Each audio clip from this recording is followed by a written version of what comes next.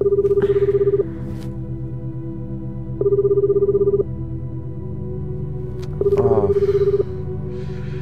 Ah, j'ai vraiment la flemme ce matin.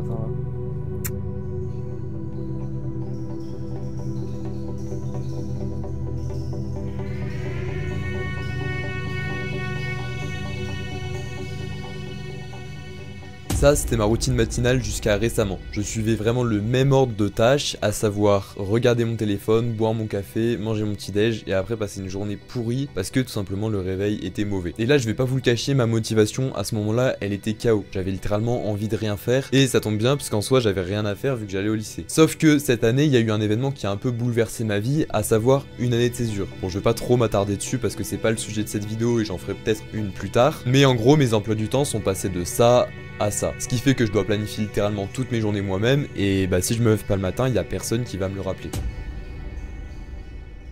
Alors je me suis dit que la meilleure manière pour planifier mes journées, ce serait éventuellement de lire le livre Miracle Morning. J'en avais souvent entendu parler mais je l'avais jamais lu parce que le livre il a pas une super réputation, c'est un peu le livre de développement personnel de base. Mais finalement j'ai décidé de le lire et aujourd'hui dans cette vidéo on va voir 5 principes de base du livre qui m'ont vraiment été utiles et qui je pense peuvent être utiles à toi si tu regardes cette vidéo. Mais juste avant de commencer, je t'invite à mettre cette vidéo en pause, à t'abonner à la chaîne et à directement aller acheter le livre parce que c'est forcément mieux de le lire plutôt que de regarder une vidéo dessus. Et juste avant de commencer, j'aimerais faire un calcul rapide sur ce que peut t'apporter ce livre-là. Donc partons du principe que chaque jour, hormis les week-ends, tu consacres 1 heure à ta Miracle Morning, ce qui fait 5 heures par semaine. Dans une année, il y a 52 semaines, donc on multiplie ces 5 heures par semaine par 52, ce qui nous donne un total de 260. 260 heures de travail en plus par an que tu peux gagner grâce à ce livre-là. Et je sais pas si tu te rends compte, mais 260 c'est énorme. Comme si tu travaillais en fait un mois, 8 heures par jour et que tu travaillais le week-end, même un peu plus. Le principe numéro 1 du Miracle Morning, ça va être de se lever plus tôt. Et là, je pense que je vous apprends rien parce que quand on parle du Miracle Morning, en général, on pense à des mecs sur Insta ou sur TikTok qui se lèvent tous les matins à 5 heures du matin. Et là, donc, tu dois te dire que c'est super compliqué, que tu vas être fatigué, que tu vas jamais y arriver.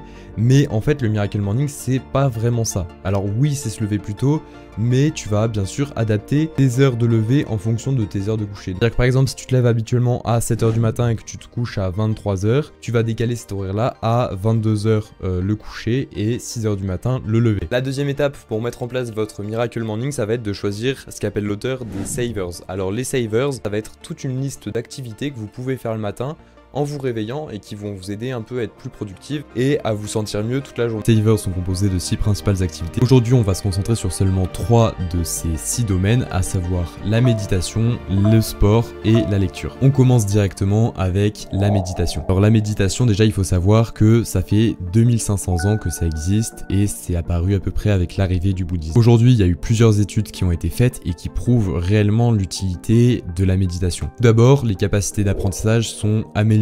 Ensuite, on a une meilleure régulation des émotions, une diminution de l'anxiété et de la dépression et un système immunitaire plus fort.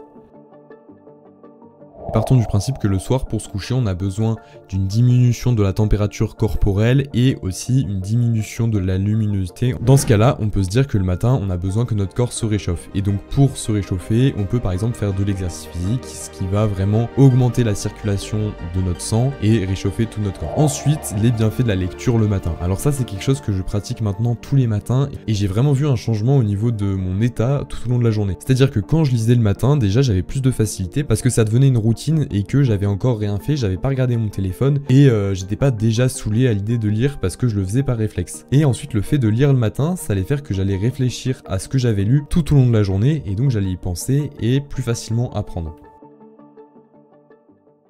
Je pense qu'absolument tout le monde est d'accord pour mettre en place des nouvelles habitudes dans sa vie. Sauf que le problème c'est que c'est super compliqué de s'y tenir et en général on n'arrive pas à tenir plus de 2-3 jours. Alors là, ce qu'a mis en place l'auteur, ça s'appelle la règle des 30 jours et je trouve que c'est assez intéressant parce que ça va vraiment vous permettre de vous y tenir et de voir si les habitudes du matin vous conviennent et si est-ce que vous êtes fait vraiment pour vous lever. Même si en soi 30 jours c'est vraiment peu, les habitudes elles peuvent mettre entre 27 et il me semble 275 jours, un truc comme ça, avant de se mettre en place. Donc ça dépend vraiment des personnes, ça dépend de tout ça. Pour la règle des 30 jours, vous allez voir c'est vraiment très simple, vous allez tout simplement commencer par établir ce que vous devez faire le matin. Donc c'est-à-dire par exemple vous vous levez à 6 heures chaque matin, vous commencez par lire 15 minutes. Ensuite, vous allez faire 10 minutes de méditation et pour terminer, vous allez faire 15 minutes de marche. Et ce qui va être vraiment important aussi dans la règle des 30 jours, c'est de vous trouver un partenaire. Alors, votre partenaire, ça peut être quelqu'un de votre famille, ça peut être un ami, ça peut être votre copine. Il faut qu'il y ait quelqu'un en fait qui soit en train d'appliquer la Miracle Morning au même moment que vous. Et si vous avez du mal à trouver des partenaires, vous pouvez par exemple mettre en commentaire que vous cherchez quelqu'un et je suis sûr que quelqu'un, si ce n'est pas moi, sera prêt à vous répondre.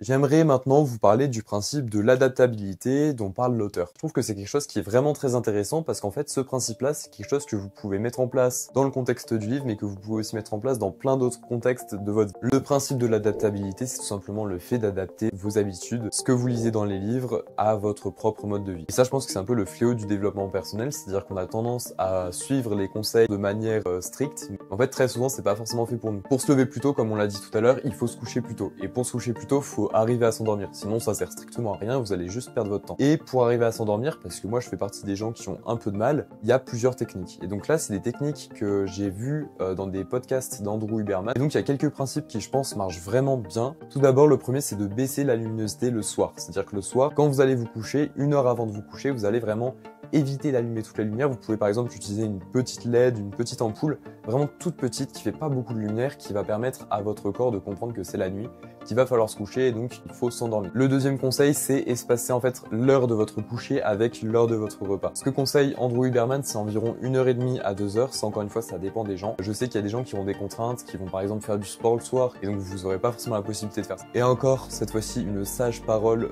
du docteur Andrew Huberman, c'est le fait de faire de la méditation le soir. J'ai vraiment remarqué que je dormais bien mieux quand je faisais de la méditation parce que ça permettait d'aller au lit sans être complètement obnubilé par ses pensées et avoir plein d'idées, plein de trucs qui fusent dans sa tête. Vraiment, on n'a plus rien, on a juste envie de dormir et donc ça, c'est vraiment top.